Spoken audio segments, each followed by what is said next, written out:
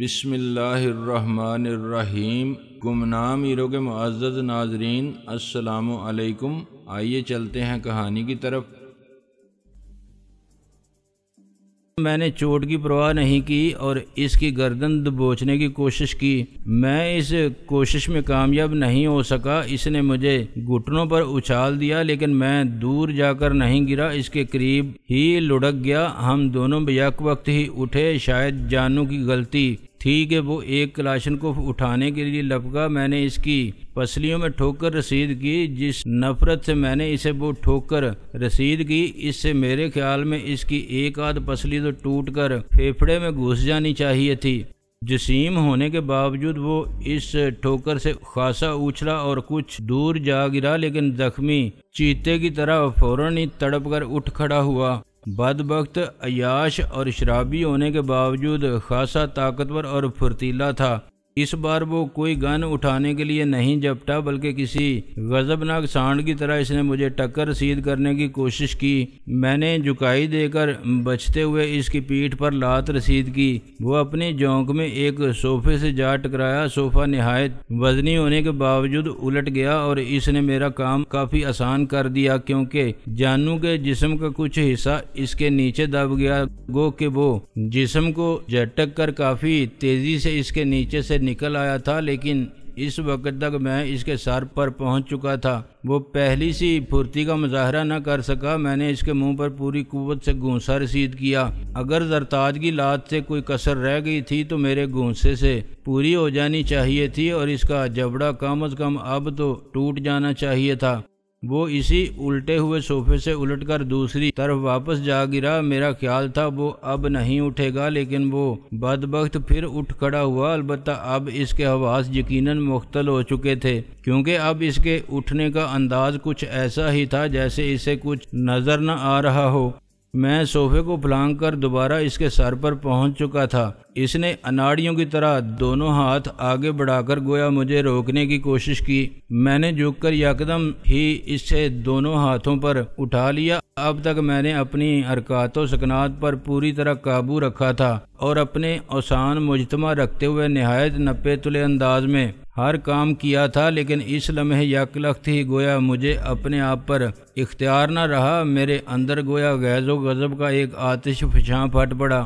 میں نے پہلی بار جب اسے دیکھا تھا اور اس نے میرے ساتھ جو سلوک کرایا تھا، اس وقت سے اب تک میرے دل میں قطرہ قطرہ جو نفرت جمع ہو رہی تھی وہ گویا پٹرول کا ذخیرہ بن گئی، اور اسی لمحے اسے گویا کسی نادیدہ ہاتھ نے تیلی دکھا دی۔ ایک لمحے کے لیے میں اپنے ہوش حواس میں نہ رہا۔ میں نے اسے یوں ہی اٹھائے گھمایا اور کسی چھوٹے موٹے شتیر کی طرح دیوار پر دے مارا۔ وہ دم سے نیچے گرا، ذبح ہونے والی مرغی کی طرح ایک لمحے کے لیے پھڑکا اور ساکت ہو گیا۔ تب مجھے احساس ہوا کہ میں نے اسے دیوار پر نہیں، ایک کھڑکی میں دے مارا تھا۔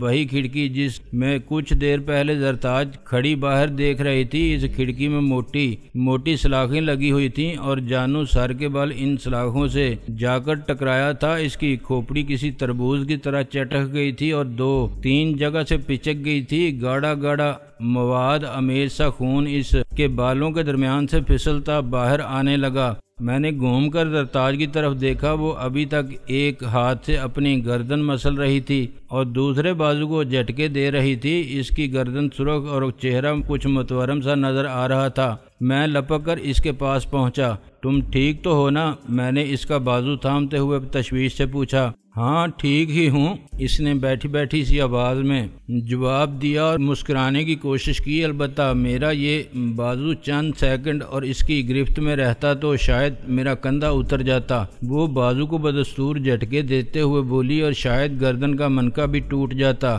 پھر وہ گہری سانس لے کر آگے بڑھتی ہوئی بولی، کیا یہ خبیث مر گیا؟ اگر ابھی بھی نہ مرا ہو تو میں اسے کوئی مفوق الفطرت مخلوق ہی سمجھوں گا، میں نے کہا۔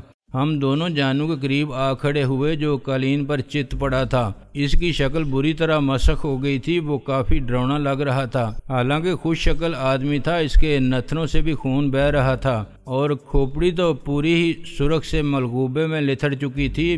اس کا سینہ ساکت دکھائی دے رہا تھا، سانس کے زیرو بم کا احساس نہیں ہو رہا تھا۔ میرا اسے چھونے کو دل نہیں چاہ رہا تھا، ورنہ میں اس کی نبض دیکھنے یا دل کی دھڑکن سننے کی کوشش کرتی۔ ایک لمحے کی خاموشی کے بعد زرتاج بولی، اس کے لہجے میں اب بھی نفرت تھی، لیکن میرا خیال ہے یہ مر ہی چکا ہے۔ جانو کی موت کے بعد بھی زرتاج کے لہجے میں نفرت کم نہیں ہوئی تھی۔ ہاں، میں نے بھی جانو کو چھوئے بغیر وثوق سے جواب دیا، یہ واقعی مر چکا ہے۔ تب گویا زرتاج پر یکدم ہی تھکن نے غلبہ پا لیا، وہ قریب ہی ایک صوفے پر بیٹھ گئی اور تھکے سے انداز میں پشتے سے ٹیک لگا لیا۔ کمرہ عجیب ہی منظر پیش کر رہا تھا۔ 5 لاشیں ادھر ادھر آڑی ترچھی پڑی تھیں، جگہ جگہ خون پھیلا نظر آ رہا تھا، گو کہ قالین رنگین اور دبیز تھا، خون اس میں تیزی سے جذب ہو چکا تھا۔ اس کے باوجود گہرے گہرے گیلے داغ نظر آ رہے تھے۔ میں بھی زرتاج کے قریب جا بیٹھا۔ چند لمحے کے لیے میرے اعصاب کو بھی سکون کی ضرورت تھی۔ زرتاج گہری سانس لے کر بولی، حد سے زیادہ فرعونیت پر اتر آنے والوں کی کہانی کبھی کبھی یوں صرف چند لمحوں میں ختم ہو جاتی ہے۔ ہاں، لیکن باقی فرعون اس سے کوئی سبق حاصل نہیں کرتے، میں نے ٹھنڈی سانس لے کر کہا۔ دفتن اس نے گردن موڑ کر عجیب سی نظروں سے میری طرف دیکھا۔ اب وہ گویا ایک نئے زاویہ نظر سے میرا جائزہ لے رہی تھی۔ پھر وہ دھیمی سی آواز میں بولی، تم یقیناً ایک غیر معمولی شخص ہو، تمہارے اندر بھی کوئی شیطانی روح مقید ہے۔ شیطانی؟ میں نے مجروح سے لہجے میں کہا۔ یہ شبہ آپ کو کیوں کر ہوا؟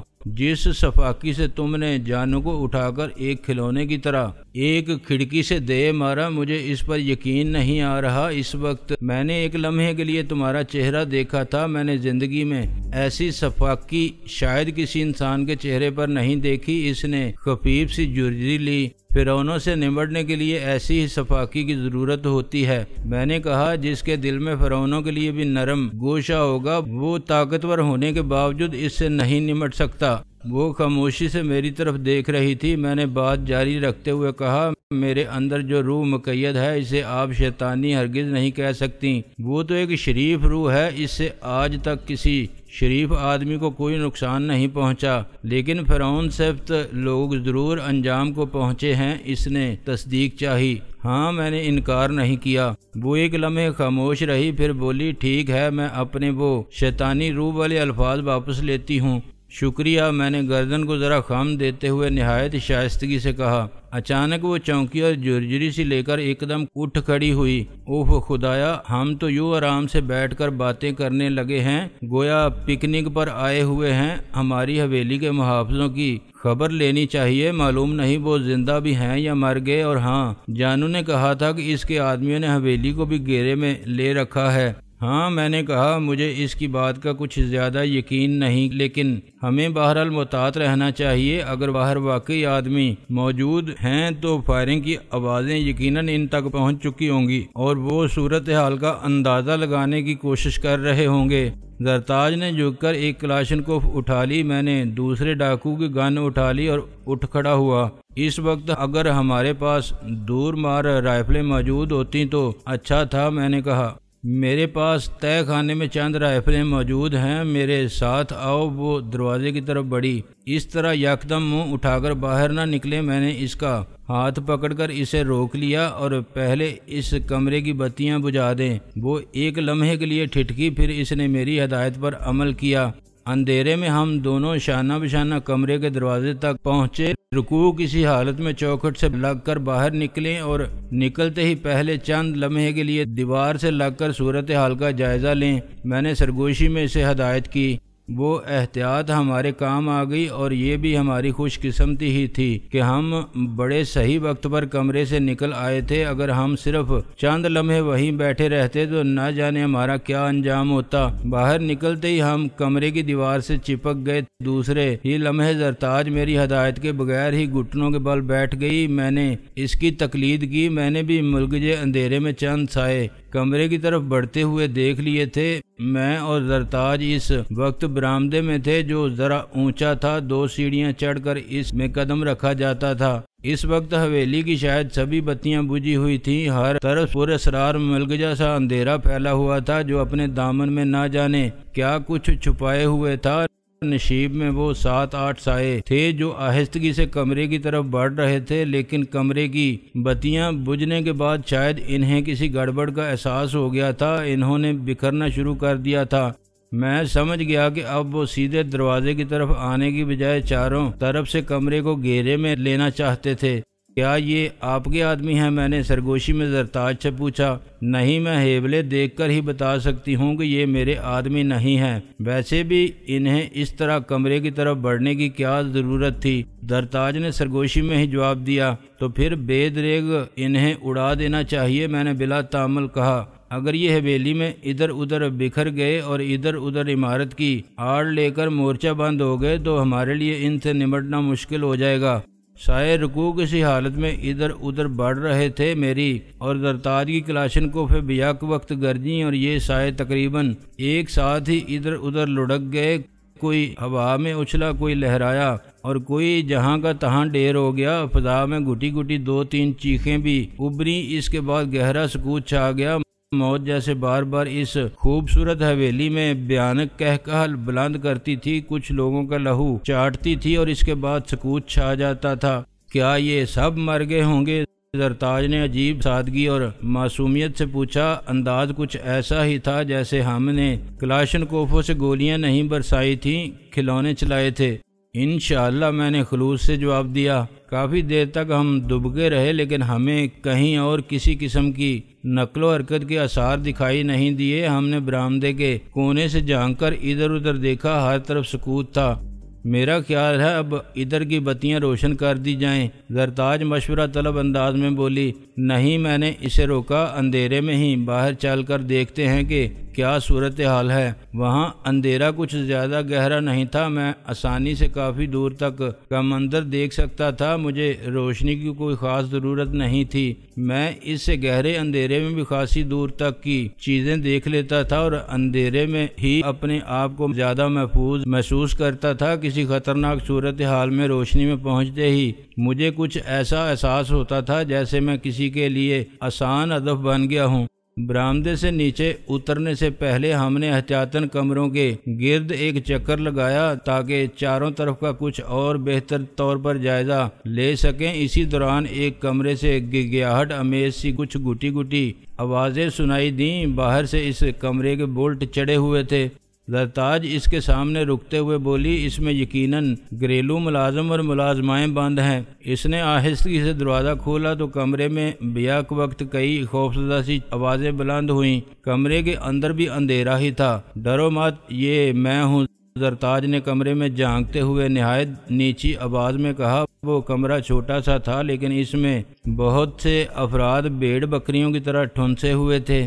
رئیسانی جی، اللہ کا لاکھ لاکھ شکر ہے آپ خیریت سے ہیں، کسی عمر رسیدہ مرد نے گہری سانس لے کر کہا۔ یہ سب کیا ہو رہا ہے؟ کچھ نہیں، بس ذرا حویلی میں کچھ ڈاکو گھس آئے تھے، وہ سب مارے جا چکے ہیں، زرتاج نے بے پرواہی سے جواب دیا۔ تم لوگ اپنے اپنے ٹھکانے پر جاؤ، ڈرنے کی ضرورت نہیں، جس کو جو ہتھیار مل سکے وہ اپنے ساتھ رکھے، اور ہاں خیال رہے ڈرائنگ روم میں اور باغیچے کے قریب احاطے میں کچھ لاشیں بکھری پڑی ہیں، فی الحال کوئی انہیں ہاتھ نہ لگائے۔ رئیسانی جی، ہمیں تو عبدل نے دھوکے سے یہاں لا کر بند کر دیا تھا، ایک اور شخص نے گویا صفائی پیش کی۔ کوئی بات نہیں، کوئی بات نہیں، زرتاج نے گویا انہیں تسلی دی، عبدل بھی مر چکا ہے۔ پھر آگے بڑھنے سے پہلے وہ بولی، کوئی بتی نہ جلائے، ٹارچ وغیرہ تلاش کرو، اگر زیادہ ہی ضرورت پڑے تو ان سے کام چلانے کی کوشش کرنا۔ میں اور افضل خان حالات کا جائزہ لینے باہر جا رہے ہیں۔ ہم دروازہ کھلا چھوڑ کر سیڑھیوں کی طرف چل دیے۔ راستے میں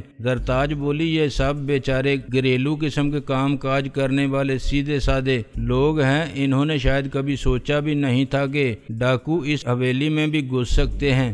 ہم ابھی سیڑھیوں سے اترے ہی تھے کہ دور کہیں یکدم خوفناک فائرنگ شروع ہو گئی، ہم دونوں ہی ٹھٹک کر رہ گئے۔ یہ آوازیں تو گاؤں کی طرف سے آ رہی ہیں، زرتاج بولی، لیکن اس کے لہجے میں کچھ زیادہ تشویش نہیں تھی۔ میرا خیال ہے جانو ٹھیک ہی کہہ رہا تھا، میں نے کہا۔ اس نے حویلی کے باہر بھی آدمی کھڑے کیے ہوئے تھے اور شاید گاؤں کو بھی کچھ لوگوں نے گھیر رکھا تھا۔ انہیں چونکہ بہت دیر سے سگنل نہیں ملا اور انہوں نے حویلی کی طرف سے فائرنگ کی آوازیں بھی سنی ہوں گی، انہوں نے اندازہ لگایا ہوگا کہ حویلی میں کچھ گڑبڑ ہو گئی ہے، لہٰذا انہوں نے اب جانو کے بغیر ہی گاؤں پر حملہ کر دیا ہے۔ تمہارا خیال صحیح معلوم ہوتا ہے، زرتاج بولی۔ ہمیں جلدی ان کی مدد کو پہنچنا چاہیے۔ ڈاکو کہیں بے گناہ اور سیدھے سادے نہتے دیہاتیوں کا قتل عام نہ شروع کر دیں۔ ہم جس حد تک بھی انہیں روک سکتے ہیں چل کر روکنے کی کوشش کریں، میں نے تیزی سے کہا۔ زرتاج غالباً میرے لہجے کی تشویش کو محسوس کرتے ہوئے بولی، تمہیں زیادہ پریشان ہونے کی ضرورت نہیں۔ ڈاکو نہ تو آسانی سے گاؤں میں گھس سکتے ہیں اور نہ ہی کوئی بڑی کارروائی کر سکتے ہیں۔ وہ کیوں؟ میں نے حیرت سے پوچھا۔ مجھے جانو کے تیور دیکھتے ہوئے کافی عرصے سے خطرہ تھا کہ گاؤں میں کبھی اس قسم کی کوئی صورتحال پیش آ سکتی ہے اور ڈاکو عام طور پر وار کرنے، کسی بستی والوں کو ستانے یا انتقام لینے کے لیے یہی طریقہ اختیار کرتے ہیں کہ شب خون مارنے کے انداز میں حملہ کرتے ہیں، گھروں اور کھلیانوں کو آگ لگاتے ہیں، لوگوں کو قتل کرتے ہیں۔ کئی دیہاتوں اور قصبوں وغیرہ میں ایسا ہو چکا ہے۔ چنانچہ میں نے احتیاطاً نہایت خاموشی سے گاؤں کی حفاظت کا ایک نظام ترتیب دیا تھا۔ گاؤں میں چاروں طرف چند خاص مکانات منتخب کیے گئے تھے جن کی چھتوں پر مورچے بھی لگے ہوئے تھے اور وہاں کے مردوں کو اسلحہ بھی فراہم کیا گیا تھا۔ وہ لوگ باری باری ایک رات چھت پر پہرا دیتے ہیں اور ارد گرد نقل و حرکت پر نظر رکھتے ہیں، لہذا آج ڈاکوؤں کو منہ توڑ جواب ملے اور وہ گاؤں میں داخل نہیں ہو سکیں گے۔ جو لوگ پہرے پر ہوں گے وہ تو مقابلہ کر ہی رہے ہوں گے، لیکن جن لوگوں کی آج پہرے کی باری نہیں ہوگی وہ بھی مکانوں کے اندر ہی اندر ان کی مدد کو پہنچ جائیں گے۔ پھر وہ ایک لمحے کے لیے کان لگا کر سننے کے بعد بولی، ذرا غور سے سنو، تمہیں اندازہ ہو جائے گا کہ فائرنگ دو طرفہ ہو رہی ہے۔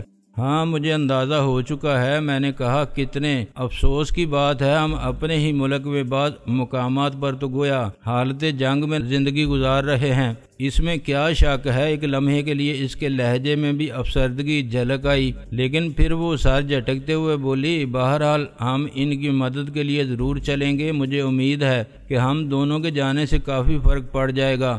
یقیناً، میں نے وثوق سے کہا، لیکن کم از کم 2 عدد دور مار رائفلیں اور کافی مقدار میں ایمونیشن ضرور ساتھ لے لیں۔ اس کی تم فکر نہ کرو، میرے ساتھ آؤ۔ وہ تیزی سے واپس پلٹی۔ ہم دوبارہ برآمدے میں آئے اور ایک راہداری میں دوڑتے ہوئے عمارت کی پچھلی طرف پہنچے۔ یہاں ایک جگہ سے سیڑھیاں نیچے جا رہی تھیں۔ ہم تیزی سے نیچے پہنچے۔ تہہ خانے میں پہنچ کر زرتاج نے بتی جلا دی۔ وہ ایک طویل و عریض تہہ خانہ تھا اور پورے کا پورا مختلف قسم کے ساز و سامان سے بھرا ہوا تھا۔ اس کے ایک حصے میں گویا اسلحے کا شعبہ قائم تھا۔ اس طرف شیلفوں میں کئی طرح کی عمدہ گنیں بھری ہوئی تھیں، ایمونیشن کے کارٹن موجود تھے۔ ایک شیلف میں نیاموں سمیت کچھ خنجر بھی تھے، حتیٰ کہ ایک الماری میں کچھ تلواریں بھی لٹکی ہوئی تھیں۔ وہ شاید پرانے وقتوں کی یادگاریں تھیں۔ ہم نے 2 لمبی رینج کی رائفلیں منتخب کیں۔ ایک بیگ کو جھاڑ کر جلدی اس میں کچھ تیار میگزین اور کچھ گولیاں بھریں اور دوڑتے ہوئے واپس آئے۔ زرتاج لمبے چوڑے ڈرائیو وے میں کھڑی ایک سیاہ پجیرو کی طرف اشارہ کرتے ہوئے بولی، اس میں چلتے ہیں۔ ٹھیک ہے، میں نے سر ہلایا۔ آپ ڈرائیو کریں اور ہیڈ لائٹس آف ہی رہنے دیں۔ جو پگڈنڈی عام طور پر آمد و رفت کے لیے استعمال ہوتی ہے، اس راستے سے مت چلیے گا، جدھر سے میں کہوں ادھر سے چلیے گا۔ یس سر۔ اس نے ایک لمحے کے لیے رک کر باقاعدہ مجھے سلیوٹ کیا۔ اس وقت کمانڈنگ افیسر آپ ہیں، میں آپ کی ہدایت پر عمل کروں گی۔ علاقہ میرا ہے لیکن بہتر جرنیل آپ ہیں۔ میں نے مسکرانا چاہا لیکن مسکرا نہ سکا۔ فائرنگ کی آوازوں سے بدستور سکوت شب درہم برہم تھا۔ ہمارے پاس جو 2 کلاشنکوف پہلے سے موجود تھیں، ہم نے وہ بھی گاڑی میں رکھ لیں۔ زرتاج نے بڑا سا ایک خنجر بھی ساتھ لے لیا تھا۔ زرتاج نے ڈرائیونگ سیٹ سنبھالی اور ہم ہیڈ لائٹس آن کیے بغیر حویلی سے باہر آ گئے۔ بلند و بالا چوبی گیٹ کھلا پڑا تھا۔ باہر گیٹ کے قریب لمبی چوڑی بھاری بھرکم چارپائی پر چاروں گارڈ اوندے سیدھے پڑے تھے۔ زرتاج نے گاڑی چارپائی کے قریب روک لی اور اتر گئی۔ میں بھی اس کے ساتھ اتر گیا اور محافظوں کا جائزہ لینے لگا۔ وہ بے ہوش تھے لیکن زندہ تھے۔ ان کی گنیں غائب تھیں، چارپائی کے قریب ہی ایک تپائی پر چائے کے برتن بکھرے ہوئے تھے، بے ہوشی کے بعد محافظوں کے ہاتھ پاؤں بھی باندھ دیے گئے تھے۔ جانو کے لیے یہ خدمت عبدل نے انجام دی تھی۔ زرتاج نے خنجر سے ان کی بندشیں کاٹ دیں۔ وہ 4 محافظ تو اسی چارپے پر گیٹ کے پاس ہی موجود رہتے تھے۔ 2-3 محافظ اور بھی تھے جو حویلی کے گرد گشت کرتے رہتے تھے۔ ان میں سے کبھی کوئی آرام کے لیے چلا جاتا اور کبھی کوئی، بہرحال 4-5 افراد تقریباً ہر وقت ڈیوٹی پر موجود رہتے تھے۔ میرا اندازہ تھا کہ باقی 2-3 بھی حویلی کی دیواروں کے آس پاس ہی کہیں لڑکے پڑے ہوں گے۔ شکر ہے ان منحوسوں نے اس عالم میں انہیں ہلاک نہیں کیا۔ زرتاج ان سب کو وہیں چھوڑ کر گاڑی میں بیٹھتے ہوئے بولی، اس کا ارادہ پہلے آپ سے جواب لینے کا تھا، میں نے اسے یاد دلایا، یہ یقین ہونے کے بعد کہ آپ اس کا کوئی مطالبہ نہیں مانے گی، وہ کشت و خون کا بازار گرم کر دیتا۔ اس کے اندر کا درندہ آج پوری طرح بیدار تھا۔